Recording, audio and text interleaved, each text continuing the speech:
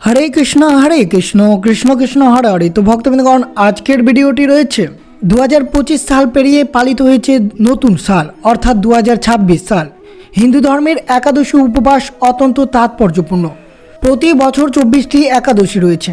মল মাস বা অধিকামা হলে এদের সংখ্যা বেড়ে 26টিতে পৌঁছায়। তার মধ্যে 2026 সালেই প্রথম একাদশী কবে পালন করতে হবে, বিশেষ করে 2026 সালের প্রথম একাদশীর নাম কি, সব কিছু আপনাদের সাথে বিস্তারিতভাবে আলোচনা করা হবে। তেমনই 2026 সালের বছরের প্রথম একাদশী আপনারা কবে পালন করবেন, অর্থাৎ 13ই জানুয়ারি নাকি 14ই জানুয়ারি, অর্থাৎ 2026 সালের প্রথম একাদশীর নাম কি, এর মাহাত্ম্য কি, এই একাদশী ব্রত পালন করলে ভক্তদের জীবনে কি পরিবর্তন আসতে পারে, সব কিছু আপনাদের সাথে বিস্তারিতভাবে আলোচনা করা হবে। তাই ভিডিওটি অবশ্যই শুরু থেকে শেষ পর্যন্ত ভক্তি সহকারে শ্রবণ করবেন। আর যদি এই চ্যানেলে আপনারা নতুন হয়ে থাকেন তাহলে দয়া করে চ্যানেলটিকে সাবস্ক্রাইব করবেন, লাইক করবেন, কমেন্টে ভক্তি ভালোবাসার শ্রদ্ধা দিয়ে জয় শ্রীকৃষ্ণের জয় লিখে দিতে ভুলবেন না এই শুভ দিনটিতে। অবশ্যই ভিডিওটি আপনারা শুরু থেকে শেষ পর্যন্ত ভক্তি সহকারে শ্রবণ করুন। হিন্দু পঞ্জিকা অনুসারে বিভিন্ন দেবদেবীর উদ্দেশ্যে নিবেদিত বিভিন্ন গুরুত্বপূর্ণ দিন রয়েছে। তার মধ্যে এই একাদশীর দিনটি ভগবান বিষ্ণুর জন্য নিবেদিত হয়। একাদশী হলো প্রত্যেকটি মাসের 11তম দিনে এই একাদশী ব্রতটি পালিত হয়ে থাকে। তেমনি প্রতি মাসে দুটি পক্ষ থাকে, একটি কৃষ্ণপক্ষ এবং একটি শুক্লপক্ষ। তাই প্রতিটি মাসে দুটো করে একাদশী ব্রতটি পালিত হয়ে থাকে। বছরে 24টি একাদশীর মধ্যে বছরের প্রথম অর্থাৎ 2026 সালের প্রথম একাদশী ছোটিলা একাদশী নামে পরিচিত বা ছড়তিলা একাদশী নামে পরিচিত। এই একাদশী ব্রতটি আপনারা কবে পালন করবেন, 13ই জানুয়ারি নাকি 14ই জানুয়ারি? ছড়তিলা একাদশী হিন্দু মাঘ মাসের কৃষ্ণপক্ষের 11তম তিথিতে পালিত হয়ে থাকে। এই দিনটিকে পাপ মোচন ব্রত বলা হয়ে থাকে এবং ভক্তরা তাদের পাপ থেকে মুক্ত এবং মোক্ষ অর্জনের জন্য উপবাস করে ভগবান বিষ্ণু এবং ভগবান কৃষ্ণের উপাসনা করেন। ছটতিলা বা ছোটিলা একাদশীর বিভিন্ন নামে পরিচিত, যার মধ্যে রয়েছে ছোটিলা একাদশী, স্থল একাদশী, ছতিলা একাদশী, মা কৃষ্ণ একাদশী বা তিলডা একাদশী নামে পরিচিত। এই নামগুলো থেকে বোঝা যায় এই দিনে তিল বীজ দান করা এবং ভগবান বিষ্ণু এবং পূর্বপুরুষদের উদ্দেশ্যে উৎসর্গ করা শুভ বলে মনে করা হয়েছে। তাই অবশ্যই জানবেন 2026 সালে কোন দিনে আপনারা ব্রতটি পালন করবেন এবং কবে পালন করবেন এই ছটতিলা একাদশী।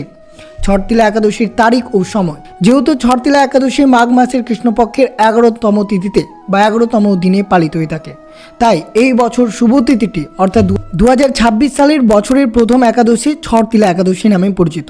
এটি আপনারা 13ই জানুয়ারি নাকি 14ই জানুয়ারি ব্রতটি পালন করবেন।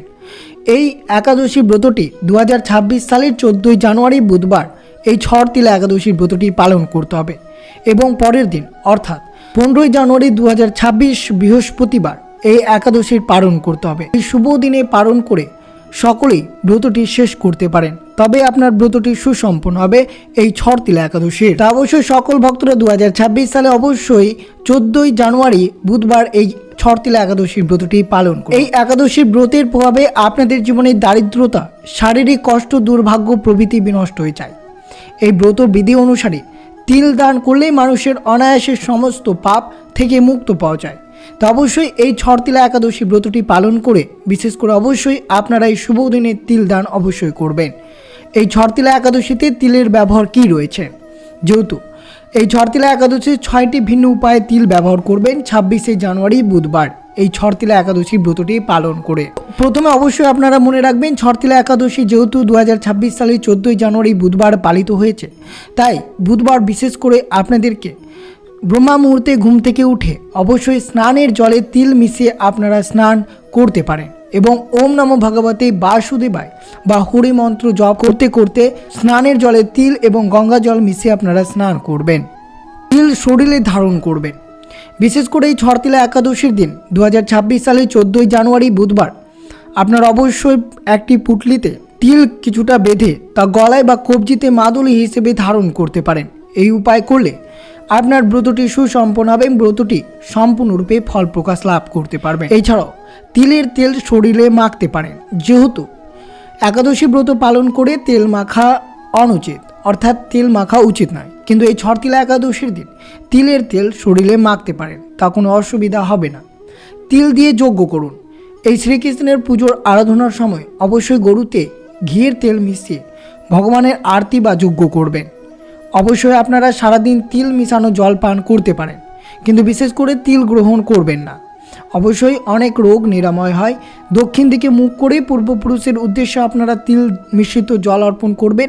এই মতো করলে পূর্বপুরুষের আশীর্বাদ পাওয়া যায় এবং জীবনে সর্বদাই সুখ সমৃদ্ধিতে ভরে থাকবে।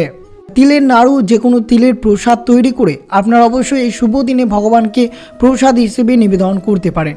অবশ্যই আপনারা মনে রাখবেন, এই প্রসাদ আপনারা গ্রহণ করবেন না, পরিবারের সকলের মধ্যে তিলের প্রসাদ নিবেদন করবেন, কিন্তু এই প্রসাদটি আপনারা অবশ্যই ব্রতের পালনের দিন গ্রহণ করবেন।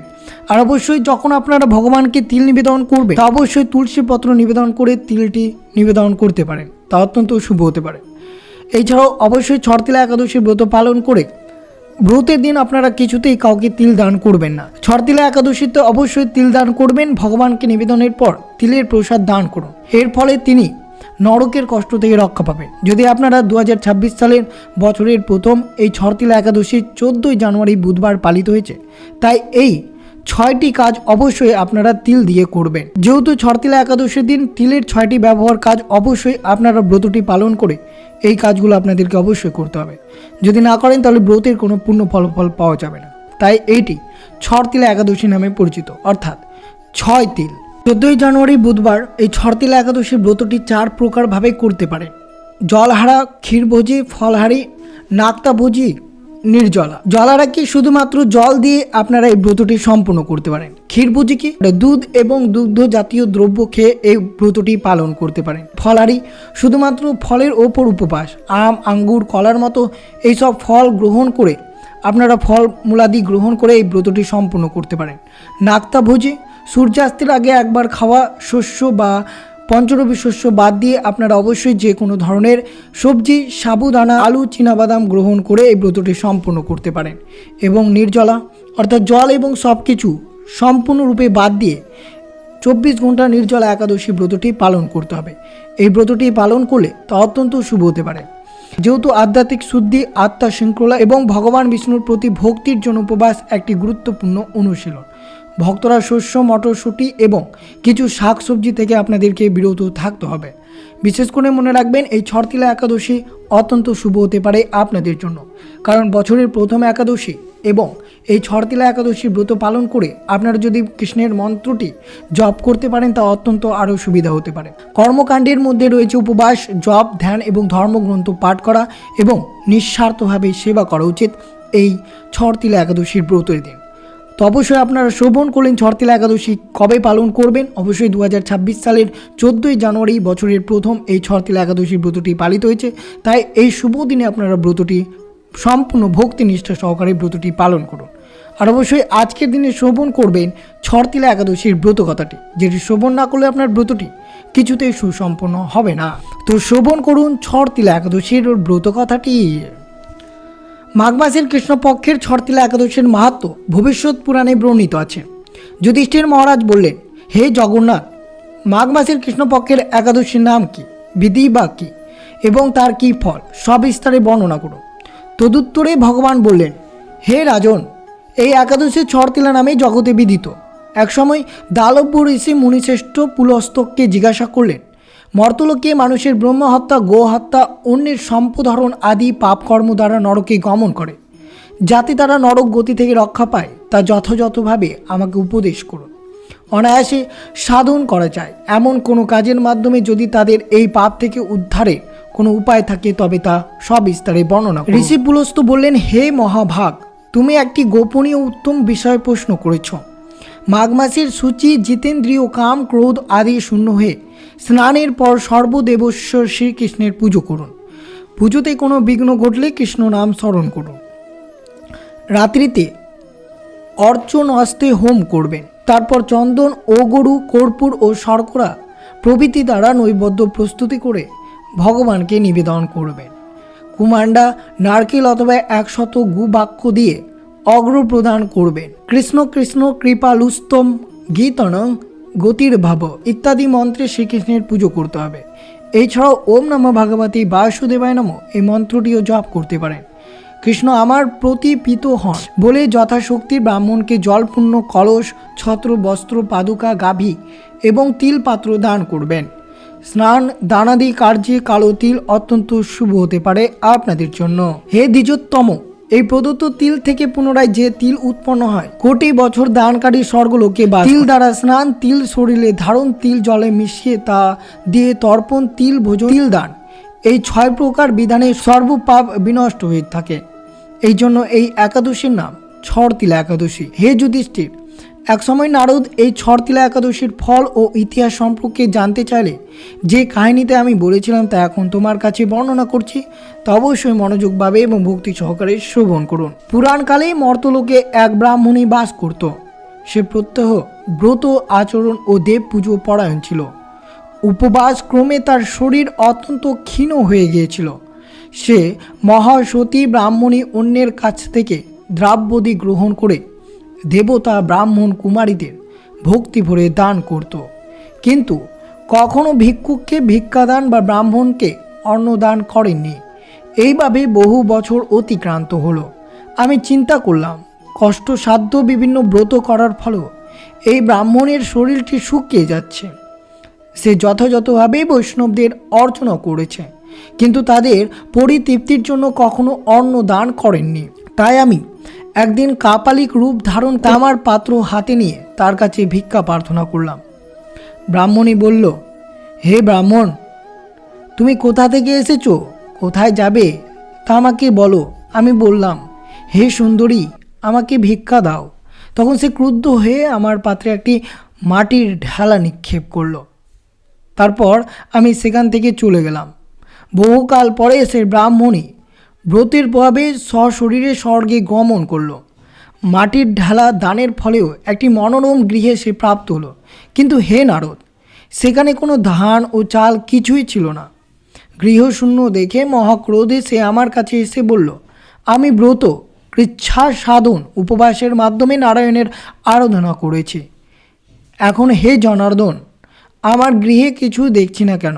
হে নারদ, তখন আমি তাকে বললাম, তুমি নিজ গৃহে দরজা বন্ধ করে বসে থাকো। মর্তলোকে মানবী সশরীরে স্বর্গে এসে শুনে দেবতাদের পত্নীরা তোমাকে দেখতে আসবে, কিন্তু তুমি দরজা খুলবে না। তুমি তাদের কাছে ছড়তিলা ব্রতের পূর্ণ ফল প্রার্থনা করবেন। যদি তারা সেই ফল প্রদানে রাজি হয় তবেই দরজা খুলবে। এরপর দেবপত্নীরা সেখানে এসে তার দর্শন প্রার্থনা করলেন। তাদের মধ্যে এক দেবপত্নী তার ছড়তিলা ব্রতজনিত পুণ্য ফল তাকে প্রদান করল।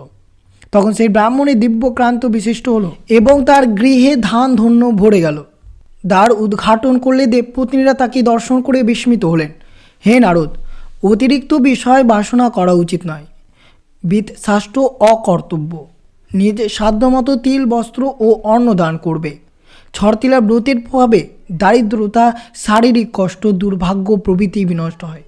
এই বিধি অনুসারে তিল দান করলে মানুষের অনায়াসে সমস্ত পাপ থেকে মুক্ত হয়। তাই বিশেষ করে আপনারা 2026 সালে 14ই জানুয়ারি বছরের প্রথম ছড়তিলা একাদশীর ব্রতটি ভক্তি নিষ্ঠা সহকারে এই শুভ দিনে ব্রতটি পালন করবেন। তার সাথে অবশ্যই এই ব্রত কথাটি ভক্তি নিষ্ঠা সহকারে শ্রবণ করবেন। আর বিশেষ করে এই শুভ দিনে আপনারা ছড়তিলা একাদশীর দিন 6 প্রকারভাবে তিলের ব্যবহার করবেন, তা অত্যন্ত শুভ হতে পারে আপনাদের জন্য। তো এই ছিল ভিডিওটি ভালো লাগলে অবশ্যই চ্যানেলটিকে সাবস্ক্রাইব করবেন, লাইক করবেন এবং যে সকল ভক্তরা একাদশী ব্রতটি পালন করেন তাদের সাথে অবশ্যই ভিডিওটি শেয়ার করে দিতে ভুলবেন না। তো সুস্থ থাকবেন, সতর্ক থাকবেন। জয় শ্রীকৃষ্ণ। রাধে রাধে।